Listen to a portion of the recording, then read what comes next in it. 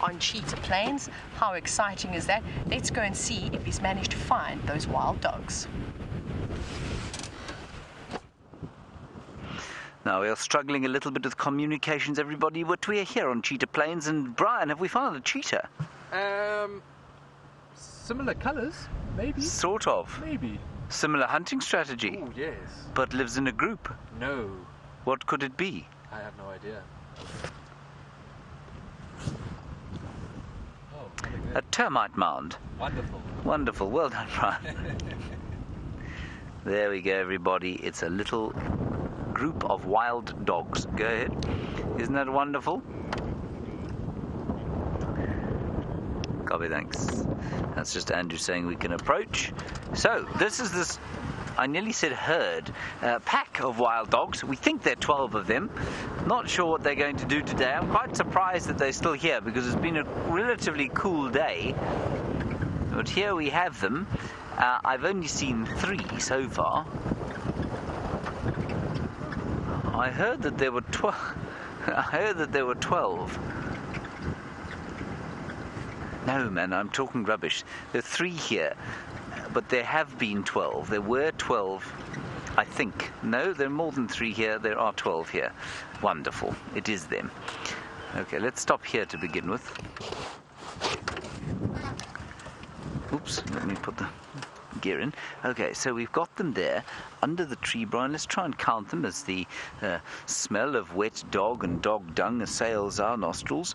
There we have 1, 2, 3, 4, 5, 6, 7, 8, 9. Is that it? There must be another 3 around here. I think maybe behind the tree. Anyway, at least 9 of them. And I got to tell you, the smell, we've parked in an extremely bad area here. The smell is coming basically straight over the top of them into us. And what's interesting there, as Brian is showing you, is that that is a collar, obviously. And the collar comes from a pack, apparently called the Ngala pack. Now, Ngala is where I, of course, cut my bush teeth.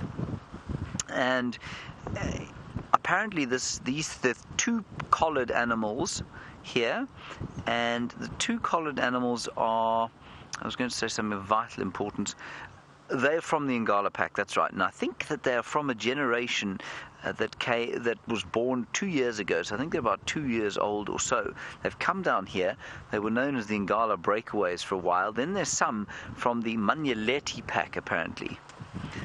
Now, I don't know, we don't know them. I don't think any of us have seen them before. I'm just going to move around a little bit. We'll see if we can't get a slightly better view of how many there are and get ourselves out of the firing line of the wind. That is a fantastic sight of a lot of dogs. Ha! Isn't that cool? Shall we count them again? There's 6 in front here. And then 1, 2, 3, 4, 5. I can see at least 11 dogs.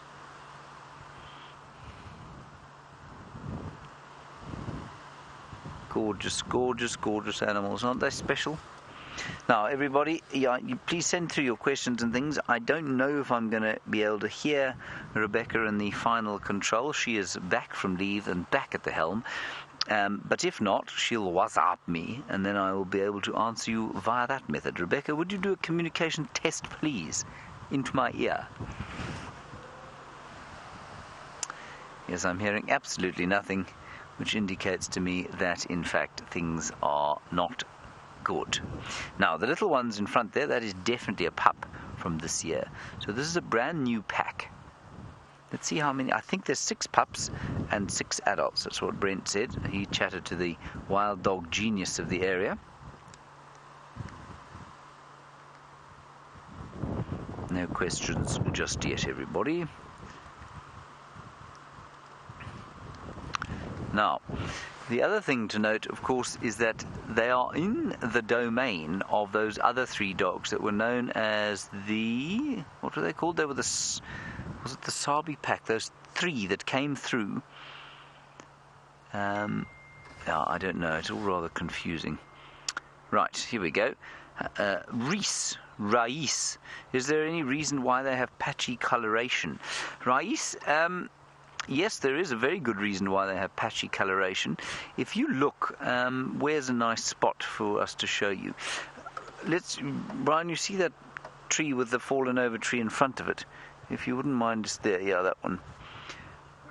Rais, in the dawn light, when the sun's just come up and it's at a sort of, it's just off the horizon, at dawn and at dusk, the shadows cast by vegetation like that very much mimic the colours of these dogs. They're low to the ground, they move through woodland like this or through grassland, and you find that when the light is correct at dusk and dawn, you'll find that they're almost completely invisible. So it's just for camouflage. It's very much similar, I suppose, to the random camouflage patterning on a military jacket, if you like.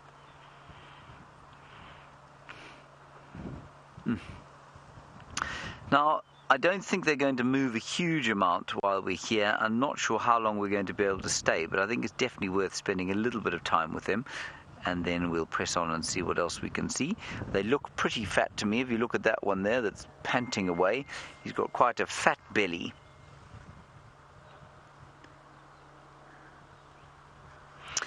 And back onto the colour. Sean, a nice question from you about whether or not the colour will change in different areas. So perhaps would dogs in East Africa and slightly vegetation types have a different colour? No, not in any meaningful way that you'd be able to say, well, these are definitely dogs from South Africa versus dogs from this part of the world. They all look pretty similar, but every dog, of course, has a unique pattern, and the only obvious variation sometimes is that they all have white tails. Every single one of them has a white tip to the tail, bar probably 1 in 100 or so has got a black tip to the tail. I've seen 2 in my time that have got black tips to their tail. I'm just quickly going to talk on the Game Drive radio stations. I can broadcast from where I'm sitting with this pack, but I'm afraid I can't copy unless you're close by. So if you're trying to get hold of me, animals are still static, same place, 1 station here. I'm not sure how many are responding. I'm just trying to help 1 or 2 guys decide whether to come into the sighting or not. For those of you who are new viewers, first of all, welcome. Lovely to have you with us. And all I'm doing there, we're in an area where there are lots of safari lodges. And on those safari lodges, of course, people have just gone out and game drive. They've had a delicious cup of tea or coffee, probably a healthy slice of delicious cake. And now they're out on game drive and they're coming to sightings like this and the sightings you've had with Taylor. Right, we have another question coming through. Now this is of course a very, very good question for those of you who have never seen wild dogs before, from Greg, asking about whether or not, or how you tell the hierarchy here and if there is one. Greg, it's exactly the same as a wolf pack. So we get a situation where there's an alpha male and an alpha female. The hunt is led by the alpha male, and the alpha female sort of follows him. Sometimes she leads the hunt. It can depend. Then, the key thing, Greg, you can't really tell until they're up and they're moving. When they're up and moving, you can definitely tell who the alpha pair is. When they're mating, obviously you can tell who the alpha pair is. It's exactly the same as a wolf pack, where only the alpha pair will breed. Sometimes the beta pair does, and sometimes those pups survive, but normally it's just the alpha pair. And I'm not sure if the alphas are collared or if those are not, or betas, or perhaps some omega dogs. Does look rather awkward, that, doesn't it? But I'm pretty sure they don't feel it anymore. I'm pretty sure they're very used to those collars. And the collar will send out a satellite signal. It'll send out various probably information, probably even weather information, but largely I think it just tells people where these dogs are.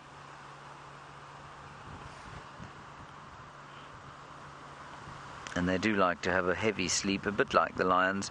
And although traditionally you will hear, of course, that they are diurnal predators, so they hunt during the day, and lions are nocturnal, all of that line is completely blurred, of course, as we've seen. The Nkuhuma's killed a buffalo in broad daylight today. These chaps are fast asleep. I'm sure they did kill this morning. But most predators are active crepuscularly. It's just which side of crepuscular they are. So crepuscular means active day, at least at dawn and dusk. And these chaps are active largely sort of as it gets light. Lions just before that, and then into the dusk time they'll be active just before it gets dark, just before the lions get up and start to move. But of course, as Jamie Patterson likes to say very much, none of the animals read textbooks, of course, and they act according to their instincts and whatever suits best. Now, speaking of what they ate this morning, Brian, there's that one sort of, what should we say, second from the left, just behind the one with the collar, has got an extremely fat belly. Now that tells me that they ate something substantial today. I think at least the size of an adult impala for them to be this satiated by this time of the day. And while we're talking about what they eat, Tim, you're interested in whether or not they will hunt cheetah. Almost certainly not, Tim. Would they kill a cheetah if they happened to catch it? So if they caught perhaps an injured cheetah or took one by surprise, would be highly unlikely, unless the cheetah had perhaps had a heavy night out. They would certainly kill it, Tim, but they wouldn't actively hunt cheetah. They're not anywhere close from any of the other predators. Leopard, hyena, lions, and wild dogs, of course, are more dominant than they are in the predator hierarchy.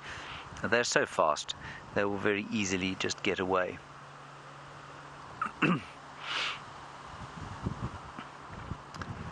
a gorgeous, gorgeous sighting as the wind goes blowing in from the southeast. We're supposed to have rain today, but today no rain so far. Gorgeous carpet of dogs. I'm just going to go back to the first question we had while we watch those clouds scudding through the sky. I do like the term scudding clouds, don't you, Brian? Yeah, it's very nice. And see how strongly the southeaster is blowing. And while we look at that, Rais, I just want to go back to your question, if you don't mind. The patchy coloration, I mean, I said during dusk and dawn, of course, when the sun shines. But when we got here, Brian didn't see them at all. I didn't see them at all initially. And then we only saw 3. And yet there were 12 lying here. So from a bit of a distance, they really are very obviously or very unobviously coloured. And that one's just calling now. It's going wee, wee, wee, before it lies down. Now, obviously, the most clear thing about that sighting we've just had is the size of those ears. Now, Scott Dyson, who used to work with us here, I think explained very nicely why they have such big ears. I'd certainly never read it before, but maybe that's because I haven't read it widely enough. But he said they've got those enormous ears, of course, not for hunting of their prey, but for them to hear each other when they're hunting.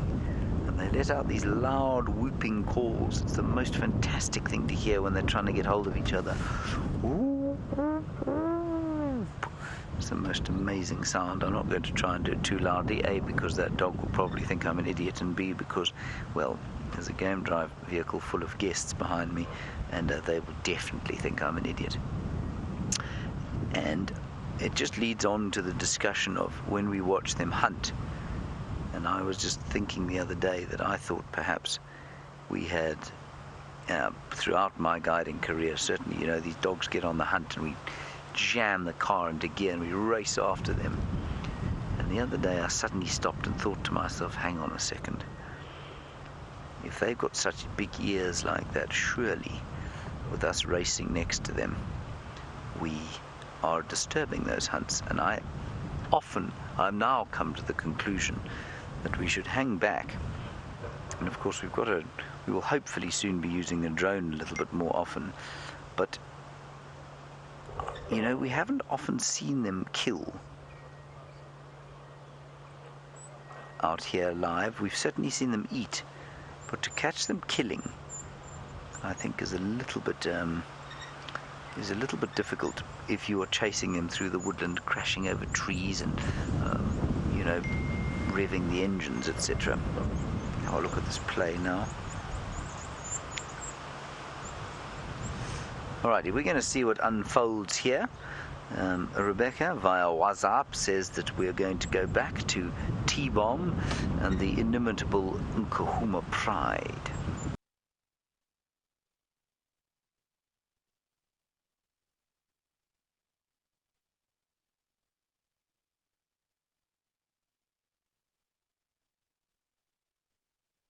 Wondering. Now, there we have one wild dog eating another wild dog's foot.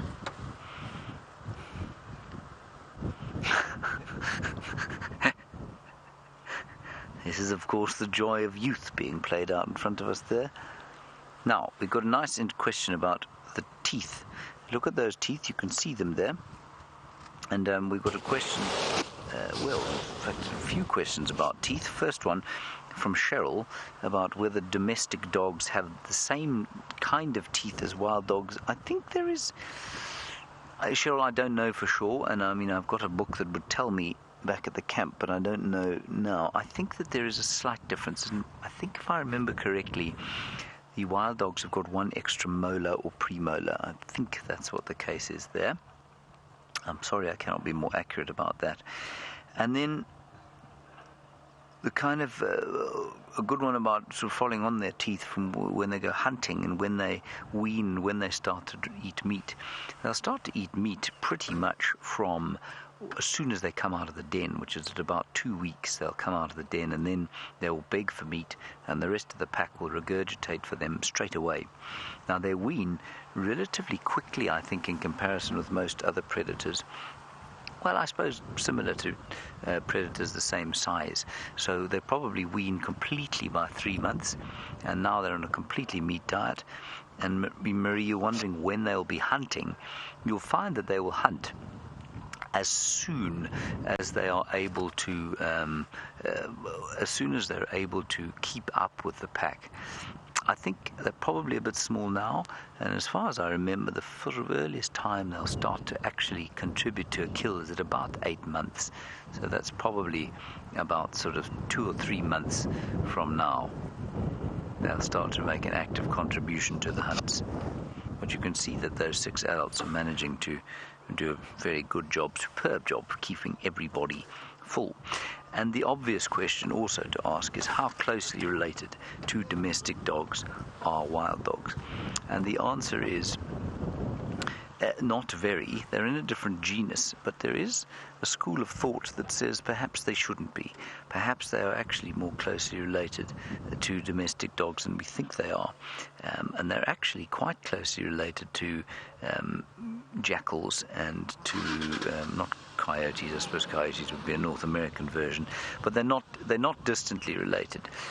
I don't, as far as I understand it, interbreeding would be completely impossible, and so they're not closely enough related for there to be interbreeding. I used to give my answer to that question used to be that no, they're completely different. They're in a different genus, which means that they are, that they couldn't interbreed at all. There would be no possible chance, and they're completely different animals. But it would seem, the difference between one species and another, and one genus and another, is difficult, and it's not clear cut. It's often a kind of continuum. So while we like to pigeonhole animals into different categories, so species and genus and then family, often 2 species in the same genus can be relatively closely related or relatively distantly related, and it's quite difficult to tell. It's on a continuum. So in a roundabout, long-winded way, they couldn't interbreed with domestic dogs, but they do share the same suite of diseases. They get rabies, they get canine distemper, and contact with domestic dogs is extremely dangerous to wild dogs because they don't have the resistance that domestic dogs do to various diseases.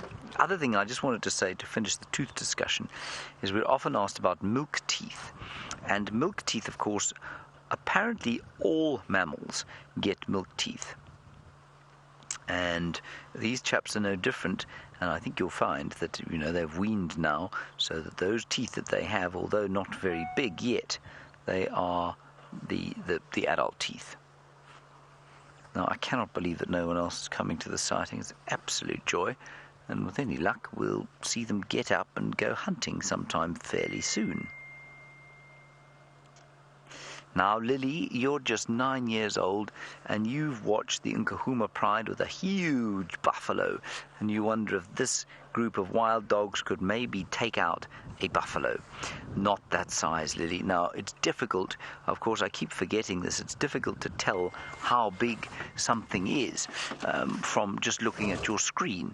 Now, if you were to stand at 9 years old, if you're an average size 9-year-old, if you were to stand next to those dogs there, they'd probably take you up to your tummy. So their shoulders would reach up to your tummy. And then if you were to stand next to one of those lions, you'd find it probably took you up to your head. Probably around your nose, actually. So they're very, very tall, the lions. They're much thicker and heavier. And these guys weigh probably about 30 kilograms, which is about 66 pounds or so. Lions weigh, those females that you were looking at there, probably about 120 kilograms. So that is about 260 pounds or so. So they're much, much, much bigger. 200 pounds difference between them. Look, they're up. One of them's just, I know, Lily, this is going to be disgusting to you, but one of them has just vomited something up, and now they're all trying to share it. And I know that for a human being, that is a disgusting thought, but it does happen. So, Lily, they're just simply not big enough to take down a buffalo. The biggest thing that they could take down would probably be a pack this size. If, let's say, they were all hunting, Lily, let's say all 6 of the youngsters were big enough to hunt and help on the hunt, the biggest thing they'd take down would probably be a wildebeest cow. And a wildebeest cow weighing in at probably around 180 or so kilograms, which if I multiplied my maths is difficult to do all this maths, almost 400 pounds. And a big buffalo bull weighs about 2,000 pounds. And Angie, that dovetails nicely onto your question. What is the biggest animal they can take down?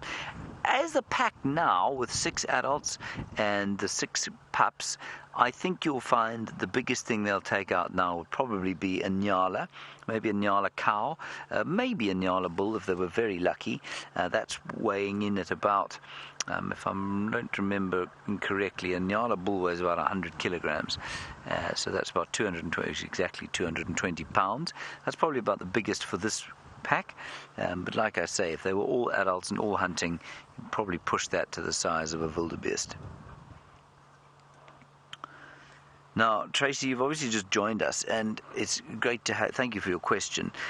This pack is an interesting one. Now, I'm just quickly going to consult an update we had. One of the collared females is a member of a pack called the Ngala pack. She's come away from there, and I'm just quickly looking here. The collared females, the males are from the Manyaleti pack. So it is a mixed pack, and I think that the pups were born to the Manyaleti pack. So I'm pretty sure that's what happened, and I think there are 2 members of the Ngala pack here, if I'm not mistaken.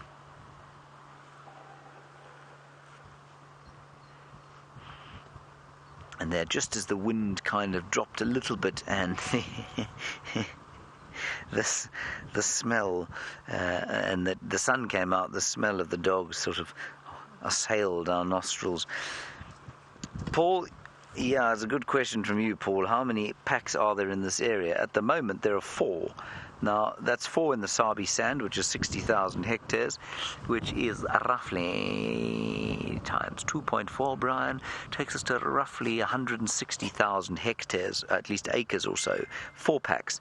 That is not the case. Sometimes, at least not the case always. Sometimes there are 4 packs here, sometimes there are none. Most often there are none. So they have huge home ranges of between 450 and 1,000 square kilometers.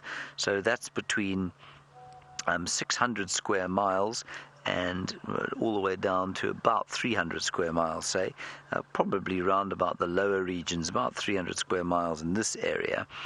And they're not territorial, so they don't like to meet up with other dogs, and they can be quite angry with each other. Sometimes there's a bit of a spat, but they don't mark a territory because the territory is, the home range is so very big, and because they don't exclusively defend and mark a territory, it does sometimes happen that they all come together. And then, the point of that at this time of the year is that this part of the Kruger Park, the western fringes, and specifically the northwestern Sabi Sand, has received good rain compared with the rest of the Sabi Sand.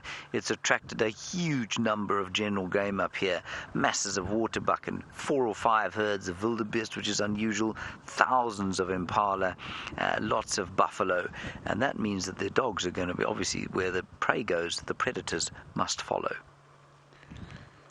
Ruth, why they're biting that one dog? They're just playing, Ruth. They're just having a little bit of a play. I quite like to use this analogy, and I used to use it for our own dog, Trubshaw.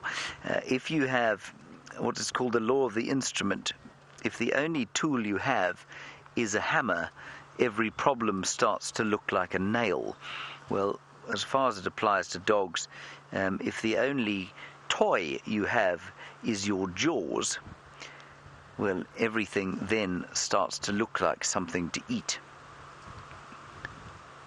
And that's why dogs and cats use their jaws so much when they're playing. And, well, this one is building a sandcastle. You see that, Brian? That is very impressive.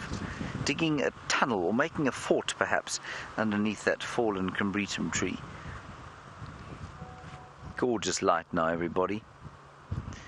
Right, we're going to stay here. They seem to be getting a little bit more active. One of them's, well, not to put too fine a point on it, he's going to the loo. So before you have to see that, let's head across to Taylor and some spiral-horned kudu. Now hang around and see what this woolly-necked stork gets up to. But let's go back across to James, who's got those beautifully but sadly endangered species of animals. We're live. Okay, everybody, welcome back to Cheetah Plains. The dogs have moved. The dogs have moved on account of a fact that something resembling a combine harvester just drove past. It's been fixing some waterhole here on Cheetah Plain. Anyway, it got the pups up, and now they're having a good time playing with each other and using their teeth again. You see that, Brian? Biting each other and, well, stomping on each other. Now, what's interesting here is that this is how the hierarchy of the pack will be sorted out. This happens from very, very young. You'll find that the dog on the ground is probably going to be something like an omega dog. In other words, it's going to be, well, not one of the dominants.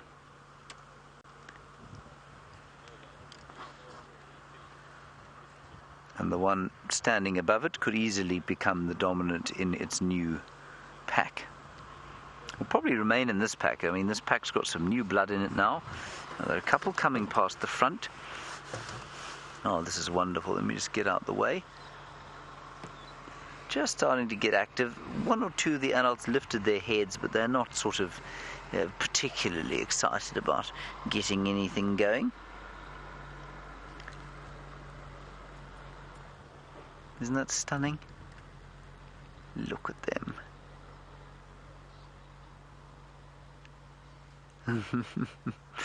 And I mean, you can't really tell at this stage, but they are substantially smaller than the adults. Probably, Brian, I'd say almost less than half the size, wouldn't you? So these little pups are roughly the size of, let's say, I guess they're about as tall as, I'm trying to think of a spaniel, I guess. A kind of spaniel sized, whereas the adults are more German Shepherd or Alsatian sized.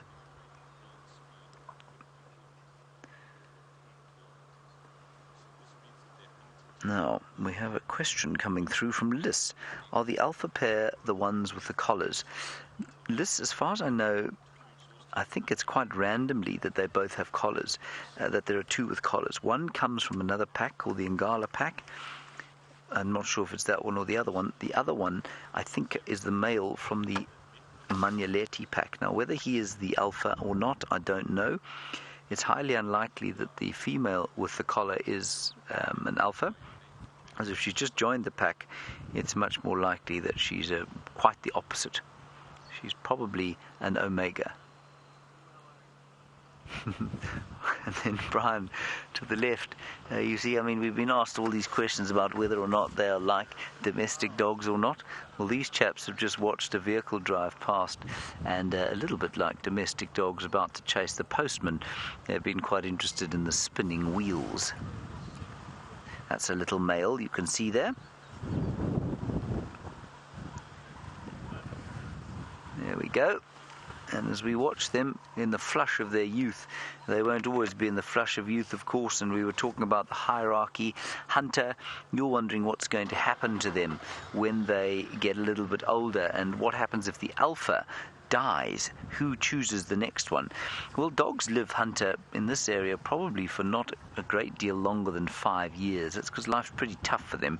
Well, they potentially have a lifespan maybe of about 10 if they're very lucky.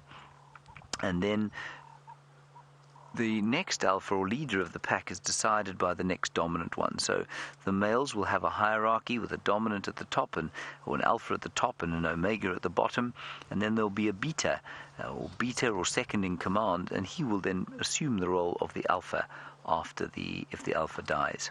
That's normally what happens. That's kind of a generalization. I think you'll find that probably the method by which the new alpha is chosen probably varies quite a lot. There might be a bit of a fight, because without the alpha's very obvious leadership, I think you'll find that there probably does change every so often. And if you do hear the pinging of the phone, everyone, that's just a comment or a communication from the final control coming through. I could make the phone silent, but then I wouldn't know what your questions were coming through, so I apologize for that. We'll just have to deal with the odd ping. Ah, very nice, eating a piece of charcoal. You see that, Brian? Obviously there was a fire here a little while back, and that dog is cleaning his teeth and getting some minerals from some charcoal. How delicious. The light has just become quite a lot nicer as the sun's sort of come out a little as the clouds move in from the south. We're supposed to be having apparently a huge amount of rain in the next few weeks or few days or so, but we were supposed to have rain last night and we didn't have any. Oh, look at the light falling on them now. And so maybe these clouds will continue to break up, and there will be that wonderful golden light on them now and possibly in the morning.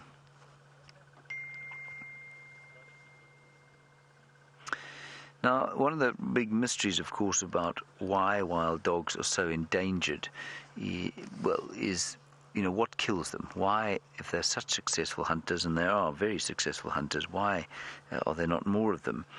And, well, it's a complicated answer, but Joan, your question kind of dovetails quite nicely as to what's going on here. You say, are there predators that eat wild dogs or that go for them? Lions account for an enormous number of wild dog deaths. Lions, of course, will kill all other predators if they can. The thought is that is for competition, but I'm just not sure that I buy that, because I suppose you might describe a wild dog or a leopard as being a slight amount of competition to a lion, but they eat different things. Wild dogs don't eat buffalo in this area. They don't eat giraffe. They don't eat the big things like waterbuck. They hardly ever eat things like zebra. So I'm not sure I buy that. I just think it's that lions and other predators are predators, and so they will kill whatever they can, and sometimes perhaps they kill things that they don't think taste very nice. I'm just not entirely convinced that they only kill for competition, but lions certainly will kill wild dogs. Leopards, the most terrifying experience I ever had in the bush was with leopards and wild dogs. Leopards will try, and if they know that there's a wild dog den, they will often go and investigate it if the adults aren't there, and if the adults are there, that leopard can get into a huge amount of trouble. And certainly the one incident I had with a leopard on the front of the bonnet was directly caused by wild dogs trying to kill it. Now, off to the right-hand side, Brian, we've got some of the adults getting a little bit more active, starting to stretch and get up, as that little one was eating the leaf, of course. And probably what they'll do is, much like the lions, I guess, get up, have a yawn, have a stretch, lie down again. But we're getting to the time when they might go hunting. Remember, lions will hunt as it gets dark. And these chaps, just before it gets dark, the sun is dipping towards the west. It's a cloudy day.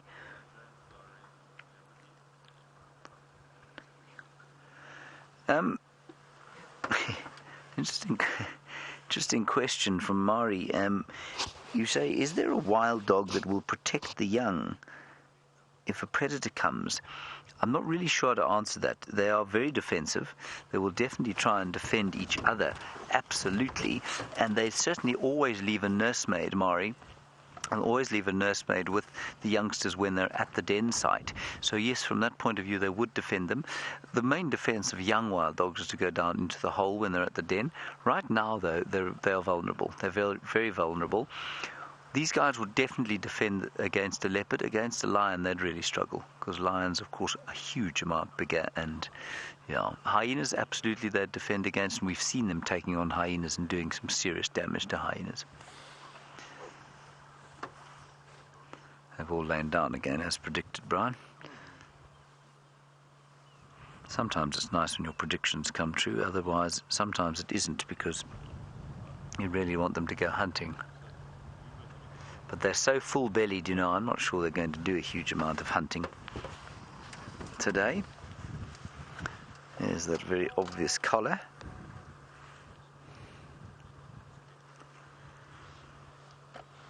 Rob, your question is about how often it is that we see dogs with their pups. How common is that? Rob, it's the only time you see the pups, really. You don't often see the pups on their own, and you know, they're completely seasonal breeders. I'm just going to answer both ways your question could be interpreted. They're completely seasonal breeders, which means that they will give birth every year in the winter, sometime in the winter time, because that's when it's easiest for them to hunt, being coursers. The bush is more open, and so it's easier for them to feed the pups during the winter time. And so it's not uncommon, if you're seeing wild dogs in the winter, that you should find out where their den is, or know where their den is, and be able to see the pups with the adults. That is very common for the winter time. We haven't had a den on Djuma since I've been here. I mean, I've only been here now 18 months or so, so 2 wild dog seasons, but we haven't had any dens here. You haven't ever heard of a den on Djuma, have you, Brian? No.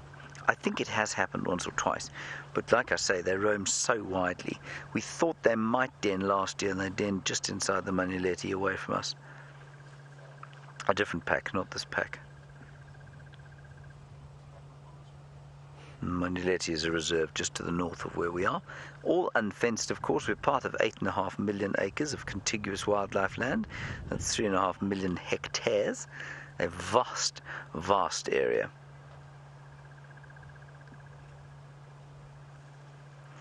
And that light has faded again. You can see the light gets flat.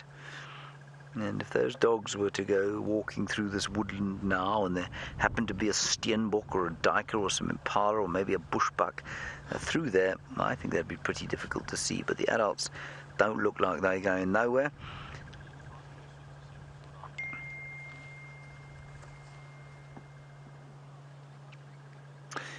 And Sandy, no, not quite. The dispersal of wild dogs is quite it's an interesting one. It's not always very easy to describe. Look at that fat belly there.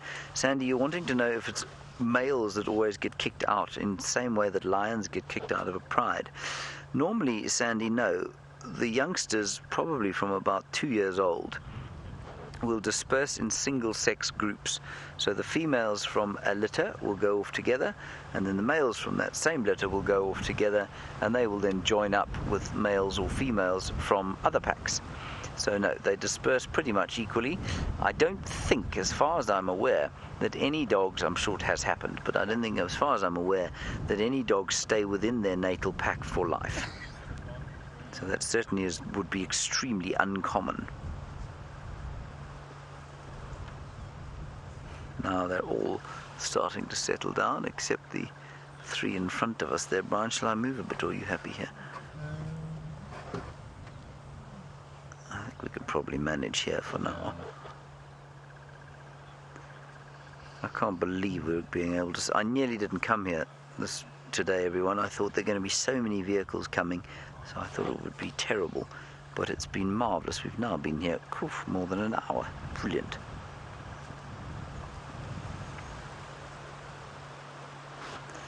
Even though they're snoozing, there's a little bit of action going on. Now, you see the ear posture there? That's classic posture of an Omega dog. Also a dog who's just folded its ears by mistake. But I think that's that's Omega behavior. And you must watch this with your own dogs. I'm sure many of you have got dogs, and you'll take them to the park, and they'll play with other dogs, and you'll put there, look at that. It's so clear. You'll be able to tell immediately if they are alpha dogs or if they're Omega dogs, because domestic dogs do exactly the same thing. They either feel dominant or they don't, and that probably comes from their litter mates, and I suspect they hold on to that kind of status for life. Now they're up. They're all up, everybody. Here we go. Take your dentures out. Tip out whatever drinks you've got. I think the dogs are going on a hunt. This is marvellous. Hang on, we've got something going on right behind us. I just don't want to run anyone over. The buffalo coming this way from the other side of Cheetah Plains there. Not Cheetah Plains and Coral. Watch this. Now, we can't cross this boundary, but the dogs can. And I can't wait to see what those buffalo do. I'm just going to drive onto the road and then stop so that Brian's got a nice smooth shot. There you go, Brian. So this is as far as we can go, I'm afraid. But you see how quickly they got up? They don't mess around like lions do, taking ages to get up and decide what to do. Isn't that fantastic? There are the buffalo. Now, I mean, the chances of them killing a buffalo are negligible to zero, except that the buffalo, as we know, have been very, very weakened this year by the drought, and I'm pretty sure by tuberculosis as well. I still don't think these dogs are going to take on a buffalo. Isn't that a beautiful shot? Hey? Look at that. You can put your dentures back in, everybody, if you want to. Brian, are yours back in? Mine are back in. Oh, good, good. Excellent. But I did waste my drink. You did waste your drink. Yeah, I'm so sorry about that. Okay. I'll pour you another one shortly. Thank you. Oh, what a wonderful shot. I'm just slightly sad the light has decided to desert us at this stage. Now, while the male went off towards them, I don't think he was ever particularly serious about trying to get hold of a buffalo. Behind him, the rest are looking around. Now, they get up very suddenly and they're going to make a hunting effort here. I don't think with those buffalo, of course.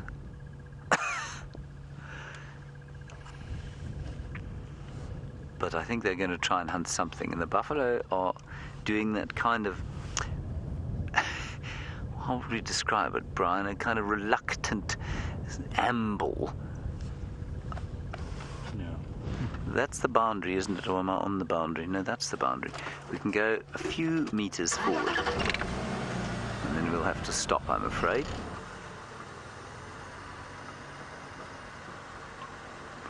I'll check with Ryan.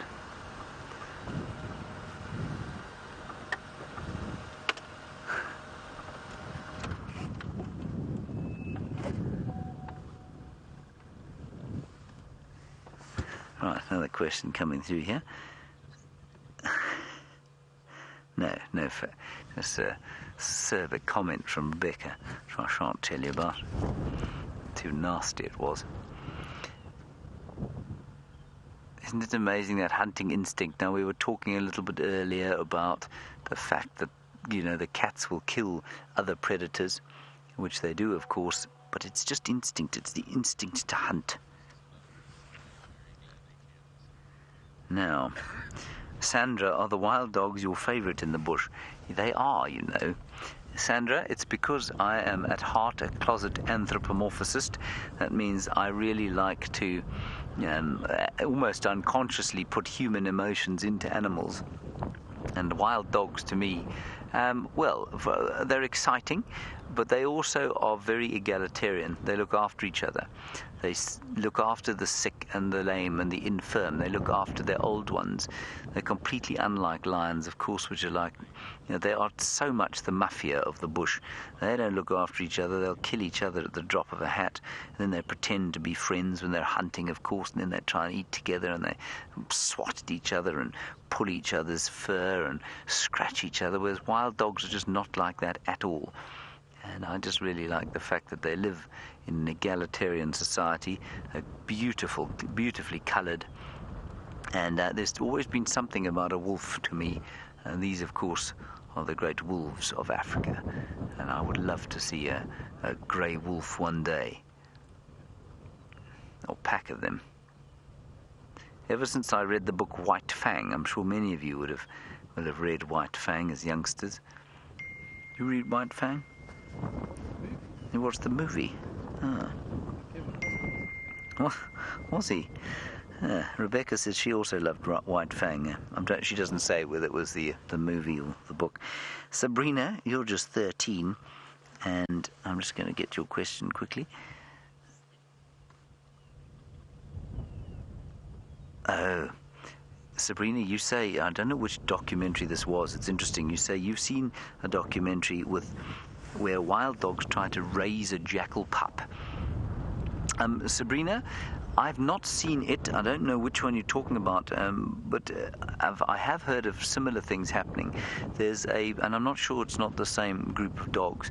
There's a group of dogs, or one female dog, who lives with a jackal. And I don't know if she still does, but she certainly used to.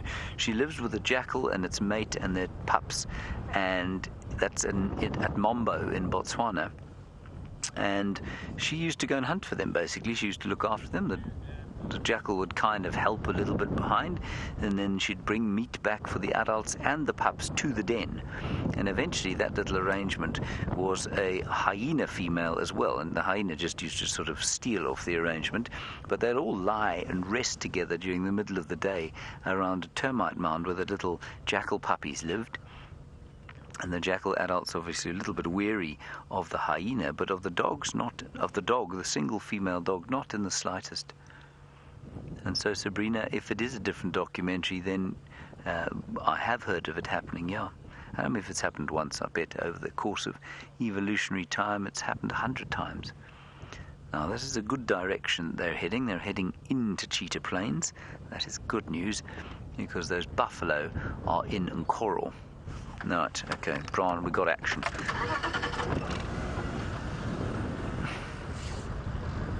Going to move a little bit so we can watch them move. Starting to get a bit nippy out here, isn't it? So I think that's probably the alpha in front there, the alpha male.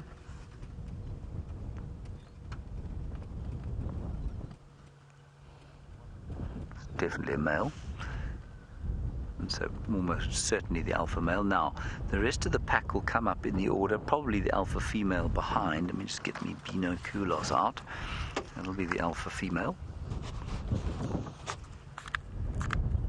Yes, it is. And that's interesting. That's the collared female. So that's from the Ngala pack. The other collared one is a male. In fact, they're all... Okay, so there are two females, one with a collar, one without. In fact, there are three. Sorry, I'm not talking nonsense. Two females, three males. And there come the little pups.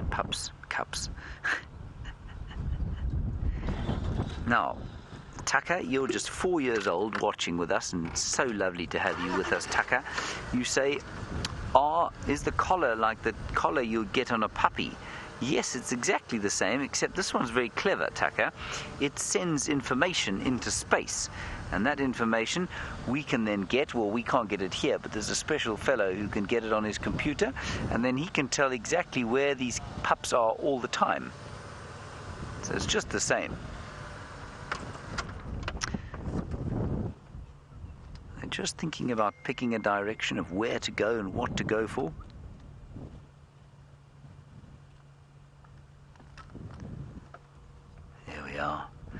There are dogs all over the Sabi Sand at the moment, everyone. I keep getting little notifications here and there that there's a pack here, a pack there, here a pack, there a pack, everywhere. There we go, Brian. Thank you. Well done. Not many of you would have got that, Brian. You know, you do have a rare talent for that sort of stuff. I do what I can. You do what you can. Wonderful to watch them play like this. I'm just putting my jacket on. Hope that the zip does up this time.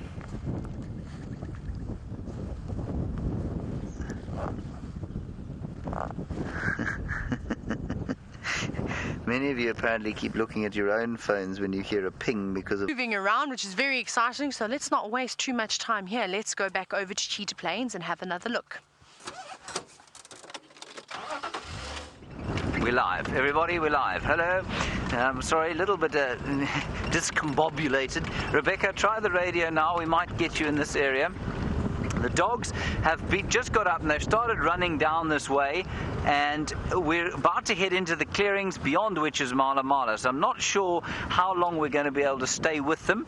And for those of you who are perhaps new viewers, the animals can come and go from the properties that we're on as they please. We can't. We have our unfortunate human property laws that we have to look after. The adults are in front here.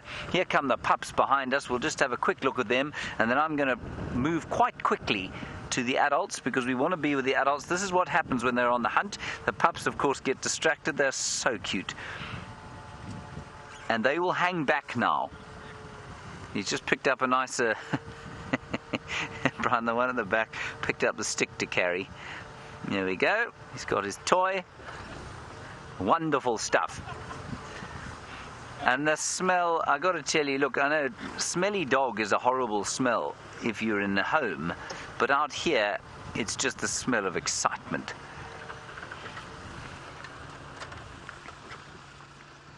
Oh, this is just fantastic. So the adults still up in front. Don't worry about them. I'm keeping an eye on them while Brian shows you this rather fascinating behavior. Piece of bark being torn to shreds, which of course is going to happen to whatever they catch for dinner. I think there's often a bit of a thought that wild dogs are merciless killers of animals, and that they don't kill their prey first, and so they're much crueler. Anyone who's been watching the Ngahuma Pride of late will know that that just simply isn't the case. That death to wild dog prey comes a huge amount faster than it comes to the buffalo. They struggle and struggle and struggle. Good. Well, things have calmed down a little now. I'm just rather wishing that we had a little bit more prey activity. And of course they're heading perfectly into the wind. Now, whether that is by design or not, I'm not sure. Some people will tell you that these predators know which way the wind is blowing, and they take cognizance of it, knowing that their prey can smell them. I think with dogs that might be the truth. With lions, it's been shown to be fairly random, and I think that's because lions don't smell very strong. Certainly, I mean, I couldn't tell you what a lion smelled like. Could you, Brian? Can you think of a lion's smell? I don't know. No, I can't. Right, here we go. We want them to come up this way. We don't want them rushing off towards Mala Mala. Yeah, that's an interesting one from Jackie. Of course, we're continuing the theme of comparing them with domestic dogs. Jackie, you say they wag their tails when they're happy. I'm just trying to think. Yeah, they do. They definitely wag their tails when they're happy. I don't think quite as obviously as domestic dogs do, but there does seem to be a fair amount of tail wagging when they're feeling joyful about life. When they're approaching each other, though, they tend to put the tail down if they're not dominant, if they're omega, and if they're dominant, if they're alpha, the tail tends to be sort of stuck straight out behind them.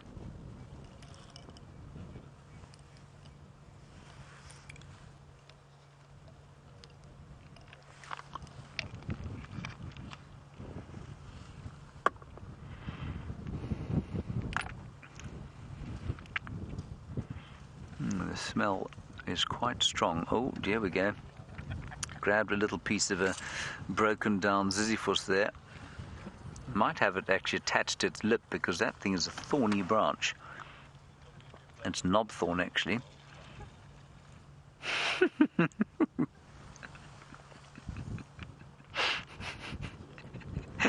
Okay, the adults are moving off to the side now.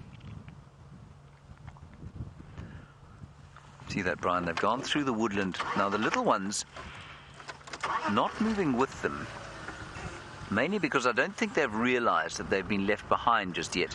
I'm going to go around them. Oops.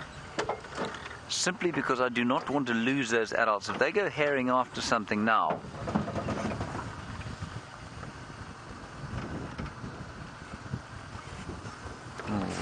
Brian, can you see them at all?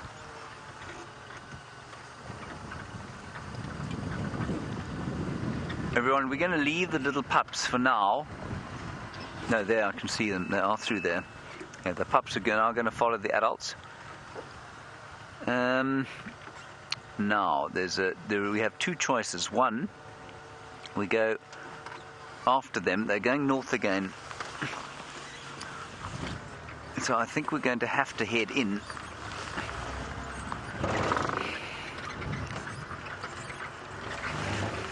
Are you going to go round?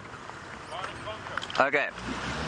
Brian, at least Ryan from Arethusa is going to go round to the other side there, and I think that's the best approach, because I'm not sure. Come on, Wendy. Come on, baby. Let's go. Did I just say that, Brian? Did I just call Wendy Bebby? Alright, hold on everybody. I'm going to try and keep my distance. We're going to try and do this as sensitively as possible. They headed off left and right as far as I can tell. Watch your heads, everyone. And Ryan has gone around to the clearing, so he might be able to see them. I can still see them. There we go. I'm just going to quickly try and find the radio. Try not to break the car. It's important not to break the car, Brian. Yes. Try not to use the cameraman, who's obviously not a small fellow. Ryan, they're going due east through this block. Try and find some questions to answer on my telephone. If I'm not answering questions, everybody, if you lose them, we can link to Taylor. She's ready. Okay, right, we're going to try and stay with them for a second. Just quickly try again. All right, I think it's going to get quite hairy in here, everybody. James, who's back with the dogs.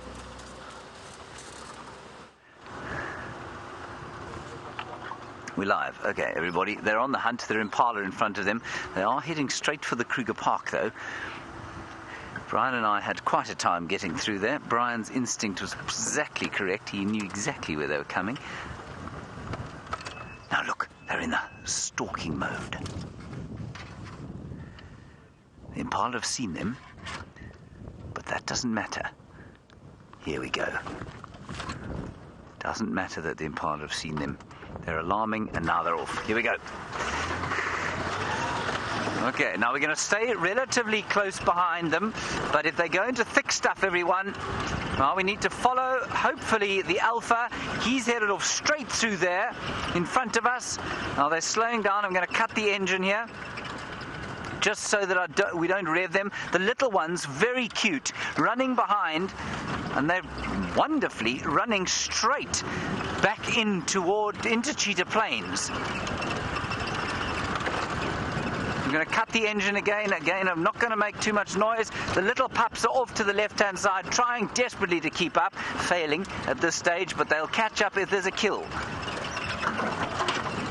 We're just going to push straight through this open area. Ryan's going around the other side. They went straight into the thick stuff here. Now we're going to have to be a little bit careful. Try and stay a little bit further behind. There. Off to the left, Brian. I think there's an adult there. They don't look like they've killed, though. I'm going to turn off so that they can talk to each other. I'm not going to make a noise now. We're just going to wait and see. Oh, they're all there. They're all there. The whole pack. They're still chasing. Going due, Ryan. They're going straight west. I think they've cornered something in here. I think they've cornered something in here, everybody. The pack is now all heading southeast towards the first clearings where we were. It looks to me like they just look like they may have surrounded something. I'm sorry if you're sending through questions, everybody, but if I look at my phone now, we're definitely going to have an accident.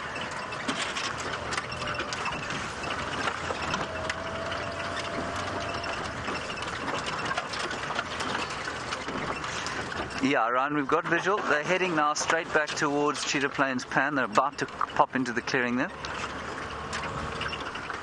This is just too exciting for words. Isn't it wonderful? You're right there, Brian. Okay, we're going to switch off again. Let them listen. So those impala, the luckiest impala in the Sabi Sand tonight, they've got away from the wild dogs and the lions, obviously.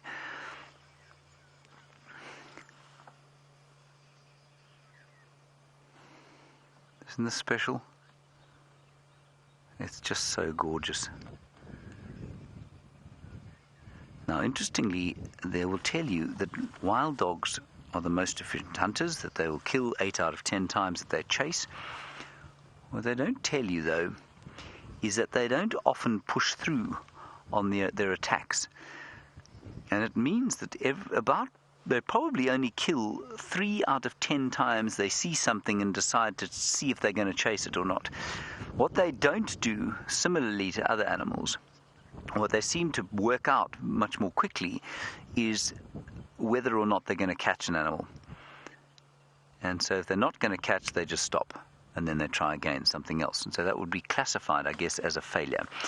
Ryan, come in. Ryan, they haven't gone out into the clearings. They're now static just on the eastern fringe of that clearing.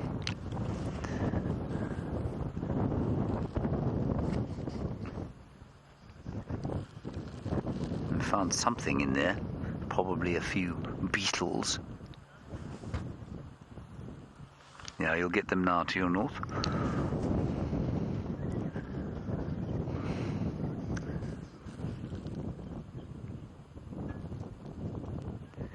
Phew! Isn't that fun? Let me just go a little bit forward and get the whole pack in view.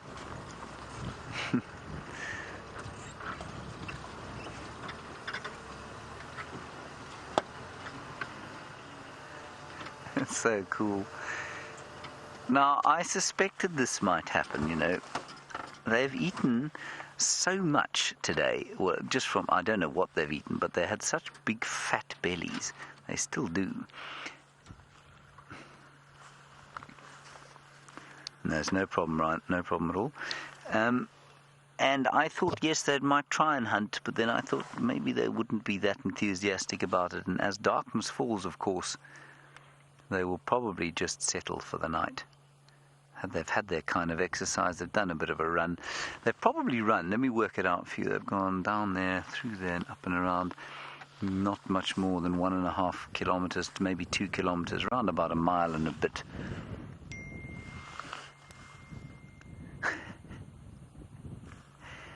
Slug. A wonderful question from someone called Slug. Thank you, Slug. That's a very, what shall we say, a short and sweet Twitter handle. Very evocative. Slug, you say, do they have some kind of formation when they hunt? Other than the alpha male leading the hunt, no, they don't really. For many years we thought that there was some kind of coordinated attack, but research done on dogs, especially collared dogs and dogs with subcutaneous chips, shows that the running is actually fairly random. So they saw that herd of impala, The alpha picked one. One or two got distracted by the others, and the pups just kind of ran in from behind. And apparently they get distracted very easily when they're on the hunt.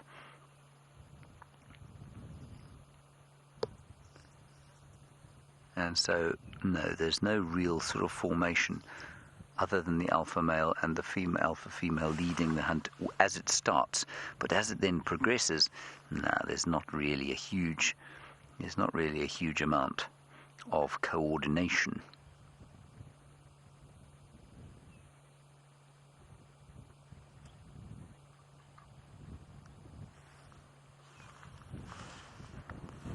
Now, let me just describe the atmosphere to you slightly. Well, obviously there's the whiff of wet, damp dog in the air, but it's quite a fresh, watery sort of a smell on the back end or front end of this, on the front end of this cold front. The air is almost free of dust, and the atmosphere is charged now, of course, because of these dogs, but it's now starting to really kind of calm, and I don't think these dogs are going to do much else. The other thing is that we have to pull out now because it's starting to get dark. So we'll sit here for another 2 minutes. We will not put light on them. And Paul, you say, is beautiful comment for this, for what's happened here. You say they go from attack to relax very quickly. They do. And they did exactly the opposite when they got up, of course.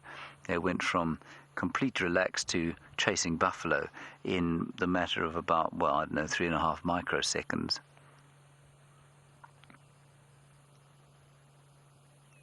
Just gorgeous stuff. I can't believe we've had so long with them today. If anything comes past here, they'll almost certainly grab it. But I think they're probably going to head into some thick bush where they will rest for the night. And of course they won't sleep as soundly as they did during the day. The night time, of course, for wild dogs, the most dangerous time. They're not nocturnal. It's the time when the lions and the hyenas move, and the leopards. And so these guys will have to remain pretty aware of what's going on throughout the night. All right, this is going to be the end of the wild dogs, everybody. Say goodbye to this magnificent pack. We will, with any luck, see them again maybe tomorrow. I suspect they'll be gone by the time we can get to Cheetah Plains in the dawn light. But let's see, we might be lucky. So from the wild dogs of Cheetah Plains, goodbye.